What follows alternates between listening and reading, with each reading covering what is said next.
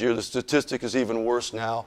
It's way over half of the middle school kids are free and reduced lunch, and I'm not sure where their parents find money for a horn. Although if you look at some of the horns our kids bring into the room, you know where they find them. From the corporation, we get $10,000 to $15,000 a year for new equipment. That's not a lot. We switched to sousaphones a few years ago, and we actually had to buy, this was painful, we had to buy them one at a time and put them on the shelf, because I didn't want to go out there with one sousaphone and 3 tubas, or 2 and 2, or 3 and... So every year we bought one sousaphone, it'd come in, I'd cry, and we'd put it up on the shelf and wait. And finally, after 5 years, we were able to have sousaphones. They do cover all the repairs.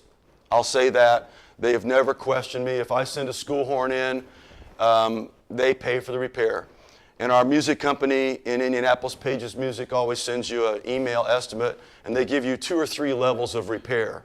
One, you know, the cheap level, the good level, or the max. And I always just say Nike, and they know my joke now. Nike means just do it at the highest level, and they do, and the corporation pays for that. So I am very lucky there. Transportation, they pay a little. I just got our transportation bill last week, and it's over $5,000 that our band boosters are going to have to write a check for last year's buses. The semi-cab, the driver, the fuel, and all those things are donated. We have a semi. We now have 2 race car trailers, I call them, and we have 1 old box truck that's a U-Haul type box truck that was donated. The staff, I will say this now, and our staff is world class. Our designers are world class. Our color guard writer, programmer, genius behind it is Michael Townsend, who's with Carolina Crown and responsible for most of that activity. Our drill designer is John Vanderkoff, who does blue coats and is responsible for that. And our music arranger is Frank Sullivan, who used to do the Blue Stars, etc. We pay them, we don't pay them near what they get paid anywhere else. Not even close. We probably pay them,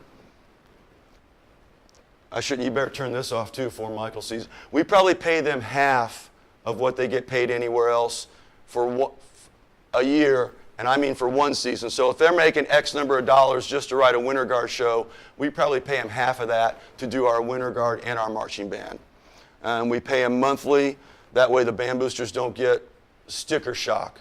I think, though, we have created a program where they keep coming back because they love working with us, and we have a great time together.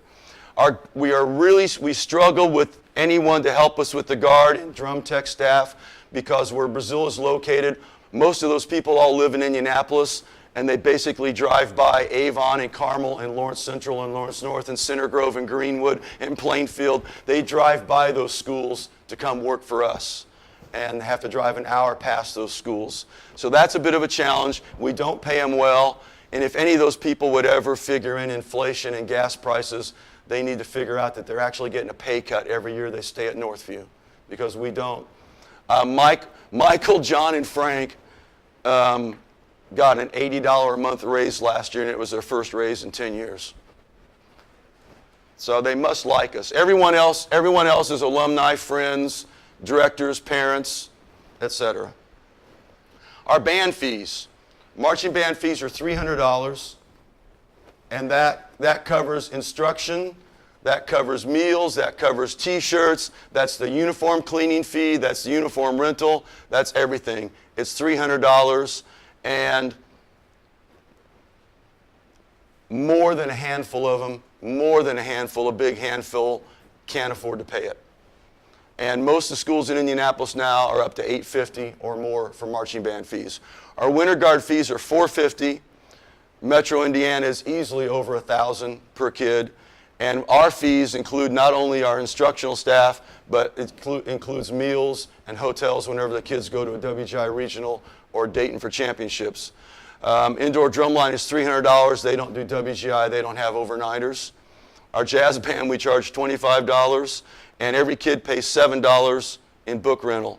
Although technically in Indiana, you don't have to pay your book rental, and the school can't do anything about it. So the school deals with a lot of that. You basically get 2/3 of what you're supposed to get on book rental. We have been very lucky in getting grants. You can see we got 25 from Pepsi, 50 from Pepsi next year, another 5 they threw in. This one, And Chase Community Bank did a grant a few years ago, that Chase Community Giving, and we were trying to get that. And it's one of those voting things. And we thought we were in 14th place, and money went to the top 10. So we had basically given up. And on the morning after that it was supposed to be done, all of a sudden on the website, we were listed as one of the winners of a $10,000 grant. And so we all celebrated, but we knew we hadn't won. Later that afternoon, Chase Community said, okay, there's been an error. We listed the wrong schools.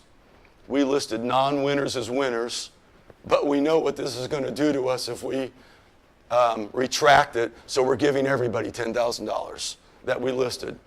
And we all joked that the sound you heard then was someone in an office somewhere cleaning out their desk. A parent got us a Boston Scientific grant last year for $1,000. Arts Ileana just gave us $4,300 last month. We have parents that work at Walmart, Casey's, Pfizer, matching. Those people all do matching grants. Casey's, I love Casey's because you can stand at Casey's one morning for 3 hours and pump gas and clean windows. And if you get $250 in donations, they'll match it. And every dime adds up. We're always trying to get more grants. We have a parent that works on it all the time. She's on the internet all the time searching for any kind of grants. God love her. She fills them out. It's painful, and you get rejected on 90% of them. But when one comes through, it helps. And to be totally honest, if all this hadn't happened in the past 5 years or so, I don't know where we'd be. We got new uniforms. We have all kinds of things because of that. I think we'd really be struggling. So that's huge. And that's extra work on someone's part, but you go. Tax deduction? Sorry, tax deduction. Tax deduction is one time. This was one of my better stories. A tax guy in town said, "Can you come down to the HR block office?" And I thought, sure. I'd been audited 3 or 4 times, so I thought, here we go again. So I went down to the office, and there's this nice old man and old lady sitting there, and he introduces them and said they want to make a donation to the band. They have some money left over, and they know they're getting elderly, etc. And I thought, okay, whip out $50, $100, whatever. And finally, we get done talking. I'm real nice and everything. And the man turns to his wife and goes, "Well, write the check."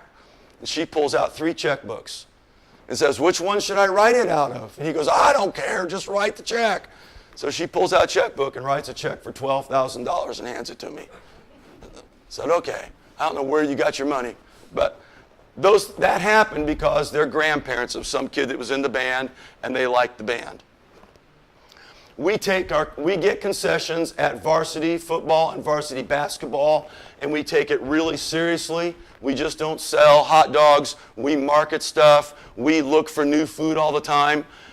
Ruth Ann, who you met yesterday, has been driving me nuts because there's a national concession convention in Atlanta, and she wants to go to it to learn more about concessions. But we're always adding new items. We're always promoting stuff. We have big signs. We have nicknames for stuff like band burgers, which is basically a cheeseburger with some seasoning on it. But we advertise stuff and sell it and work hard at it. When we have a big football game coming up, we just don't open the concession stand. We actually build a food court with 4 or 5 pop-up tents. So all the people from the visiting team have to walk by the pop-up tents.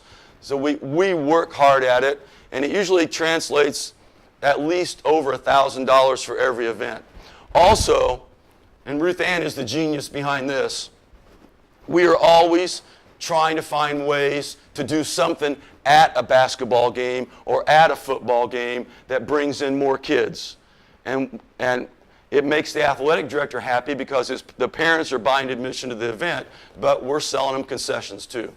So we do a lot of events and bring extra people in and try to make it a big deal because it just helps us in the end.